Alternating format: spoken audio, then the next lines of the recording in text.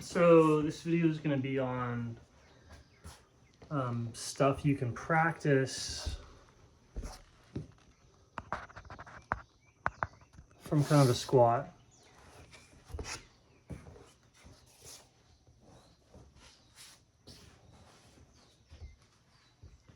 And you can do this with any activity.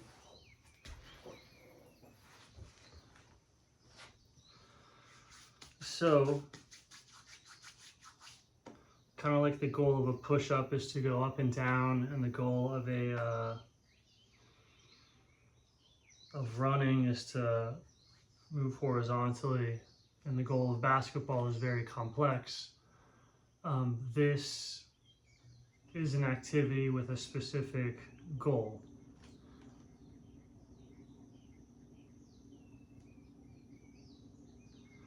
And so you're trying to feel the ether, you're feeling momentum. Basically, momentum is kind of the smallest perturbation of the ether. It's the movement of the ether. And so you feel that at the skin contact, right? As if you're in a swimming pool. So if you want to learn this very quickly, get a long snorkel, go underwater like this, and be in water, and figure out how to swim with full body traction, so that you're pushing off of the water with every part of the body, like everywhere that the body meets the water. You're kind of pushing into it and feeling the water go past it, right? It's as if you're in the water and you become hyper aware at that level, and you just push. Like when you're in the water, there's no traditional mechanics. You can push in any direction, like for no reason in the water, because you can develop traction or thrust in any direction as well when you're underwater.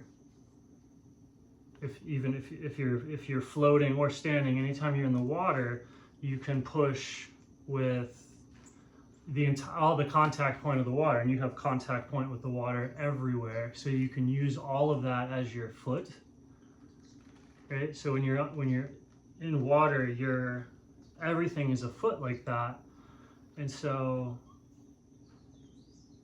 when you move, the momentum, you'll notice, like as you move through space, if you're going through the water this way, you can be going through the water that way, and then if you add a rotation to it, you'll notice that you can feel the movement, and it does something different to the water as you move through it, and you're rotating through it. So as you move, you can add a rotation, and you're feeling, it causes your feel to go up, right? As you move, as you let's say that you're just in water here and you start going like this, moving back and forth causes you to feel more and more water that you couldn't really feel otherwise. You don't feel any of that if you're just still. And then as you move, what you're feeling is momentum, is inertia. Momentum and inertia in general, so you're not necessarily owning it, but like that's what you're feeling as you move through water. You're feeling the water's momentum, which you have imparted to it. So that's why you feel something as you move your hands through water. Again, you can imagine this. You can do this in the air, like the air is a fluid, so everything that I'm saying applies, but it doesn't do very much until you do this into water. So the way to apply this stuff to movement is, again, you have to learn how to move inwardly and put force and weight into the water. Because if you do it externally, like into the air or into the imagination, it's the same, but the air is just not very dense. So it's not that effective. But you can do it in that. You can do it in the air, and it's kind of like pretend. Right, so if you've never done this and you haven't swam and you just want to imagine it, you can do it in the air right now, and you'll see that as you move your hands and if you rotate the bones a little bit, you can see or feel or generate more eddy currents, something like that happens. And so when you're in a squat, you can, look for how do you move to where you have that sensation of momentum at and around like every bone in the body.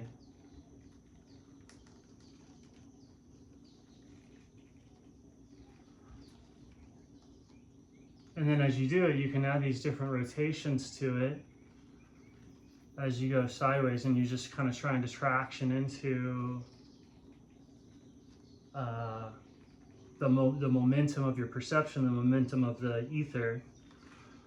And then this is, depending on your skill level and where you're focused, this practice can be like very deep and dense and applicable if you're directing it into the water.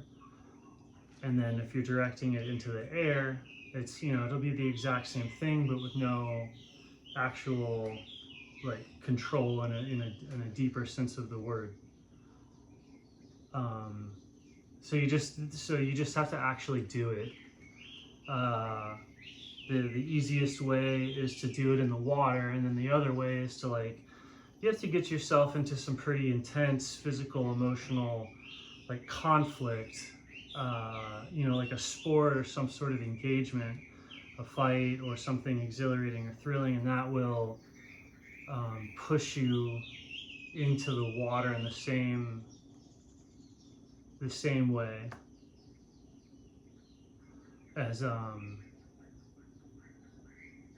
like doing it in the water, as like just actually choosing to do it. But that's it's a little bit, if you've never looked at this before, it is a little bit difficult to imagine. And so there's imagine if you've never perceived this world before, imagine trying to tell the difference between water and air if they're the same temperature.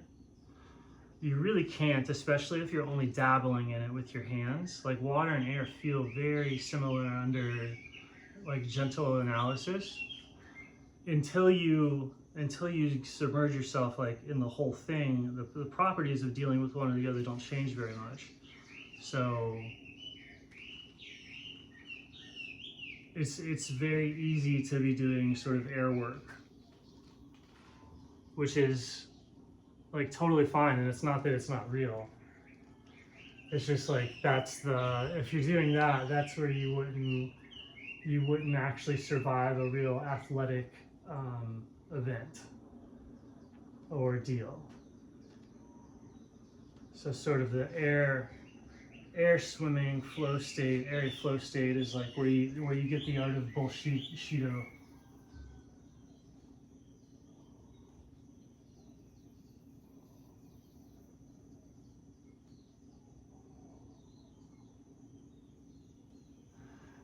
And so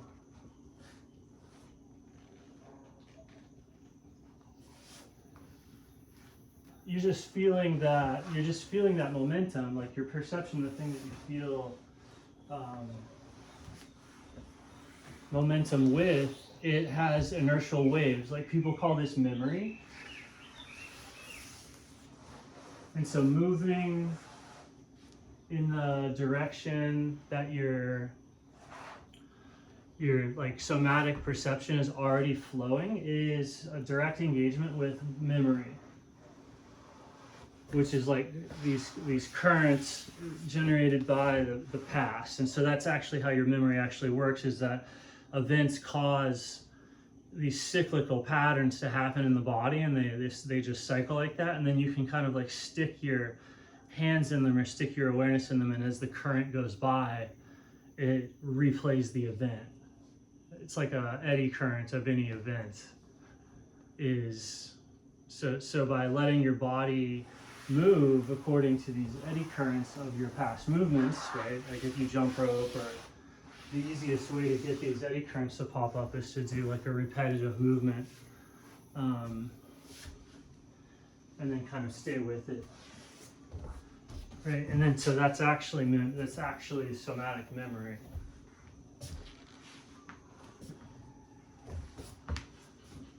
But you're just trying to do as much as you can to feel the medium of perception that you're in. And so what you normally like don't sense, you should start to be able to feel is a medium or is a space. And as you immerse yourself in it completely, your physiological functions start to be supported in a way that's similar to like the difference between being on land or the difference between being underwater.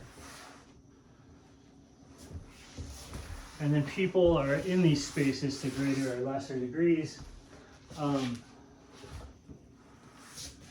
naturally.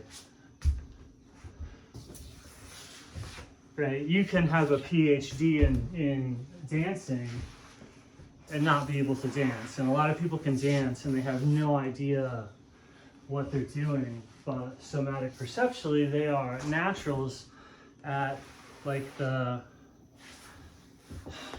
deepest yogas and the deepest practices. People that are like that excel in that way are absolute animalistic naturals at the various types of focus that people can pursue through extreme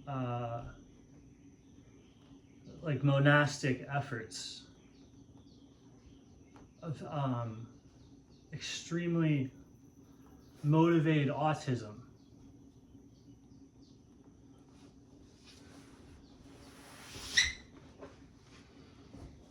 And so you can even run into yourself more by like, you can even just like imagine a current going by, or you can feel gravity as a current. And when you're feeling that already, just not moving, you can feel the eddies and the currents of awareness. You can like feel that you're floating in this field of awareness. You can feel that your awareness, what you think of as you, is the water that's, you know, spreading out and enveloping everybody. It's truly the field of somatic perception is continuous with everyone and everything. So you're not any more this than you are that somatically, right? In terms of like where you feel these objects in this body from, the space that you feel those objects from is the space from where everybody else is feeling their objects in their bodies.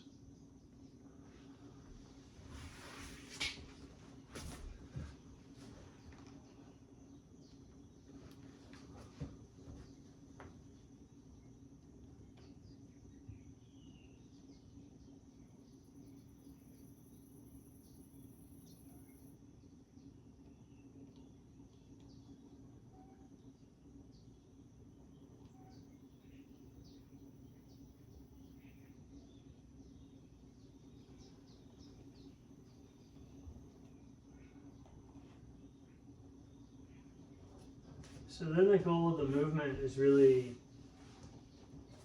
not any particular thing, but you're kind of sitting there being like, how can I feel completely supported in and like having a ton of lift, a ton of like push. Like if you're a good swimmer, you have a lot of water feel and a lot of catch. And then some people get in and they push on the water, but they're not very efficient. They don't pull very hard. There's different ways of like pushing or swimming into this space, this consciousness. And so you just kind of practice like existing in that reality.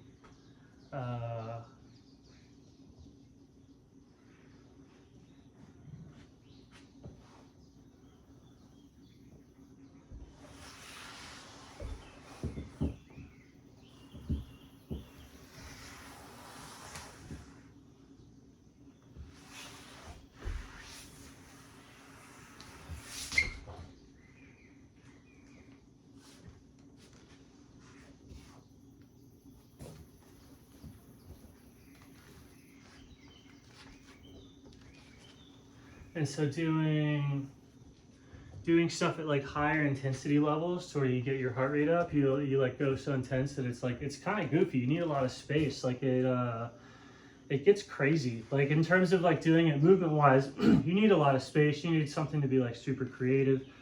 And the same thing starts to happen if you do this mentally or anything else, and you have just that same effect on the people around you. So it's like, imagine, you know, you start doing this, people have the experience, everyone thinks like, oh, it's really awesome, and it turns out it's more like people perceive correct movers as like skaters. I think unavoidably so, like, because they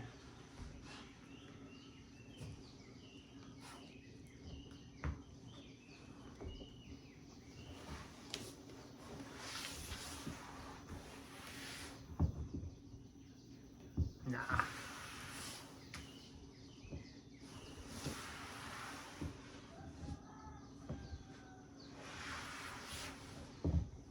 But see, it's like you're moving to really only feel the space.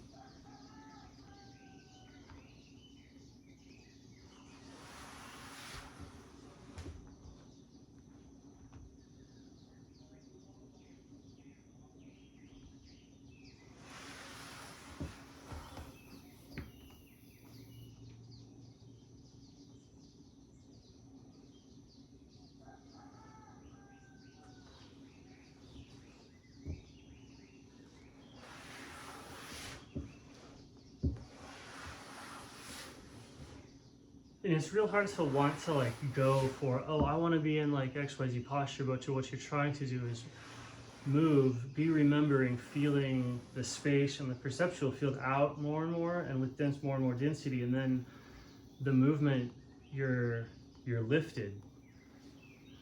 So your ability to thrust and push changes dramatically at a certain point where like the totality of your awareness will start to lift the body, and then that's when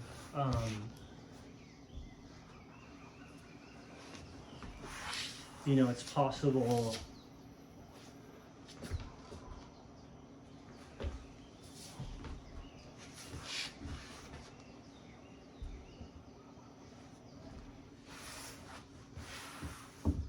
so I have to get stuck in flexibility of like, I'll try to be getting into some deeper posture, it should feel better or whatever. And in reality, the purpose and the point of the posture is to be able to feel the space around you ultimately. So there's no point to any of the postures. This spatial awareness is universal to all postures. But for some reason, you'll go into and weave in and out of that, oftentimes with no memory. You'll be like, oh, I already know this, but where, how, you know?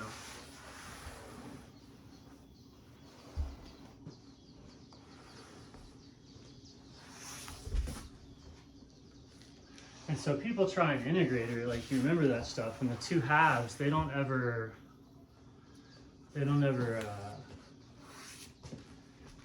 integrate. So it's like you're always constantly forgetting.